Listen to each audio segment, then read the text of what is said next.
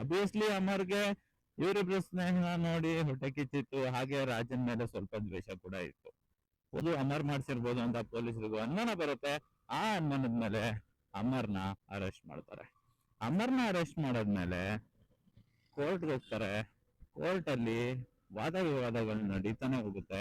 ಸತತ 3 ವರ್ಷಗಳ ಕಾಲ ಅಮರ್ ತನ್ನ ಲಾಯರ್ನ ಇಟ್ಕೊಂಡು ಅವನು ಈ ಆಕ್ಸಿಡೆಂಟ್ ನ ಮಾಡ್ಸಿಲ್ಲ ಅಂತ ಪ್ರೂವ್ ಮಾಡಕ್ಕೆ ಟ್ರೈ ಮಾಡ್ತಾನೆ ಇರ್ತಾನೆ. ಜಡ್ಜ್ಗೂ ಬೇಜಾರಾಗಿ 3ನೇ ವರ್ಷದಲ್ಲಿ ಕೊನೆ ಜಡ್ಜ್ಮೆಂಟ್ ನ ಕೊಡ್ತೀನಿ ಅಂತ ಹೇಳಿರ್ತಾರೆ. ಎಲ್ಲರೂ ಆ ಜಡ್ಜ್ಮೆಂಟ್ಗೋಸ್ಕರ ಕಾಯ್ತಾ ಇರ್ತಾರೆ. ನೀವು ಕಾಯ್ತಾ ಇರಿ. ನೆಕ್ಸ್ಟ್ ಪಾರ್ಟ್ ಅಲ್ಲಿ ನಾನು ಆ ಜಡ್ಜ್ಮೆಂಟ್ ಏನಾಯ್ತು ಅನ್ನೋದನ್ನ ನಿಮ್ಗೆ ಹೇಳ್ತೀನಿ.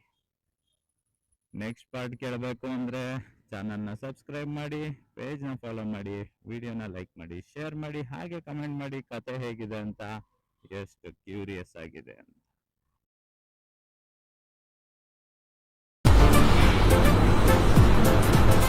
ಅಷ್ಟೇ.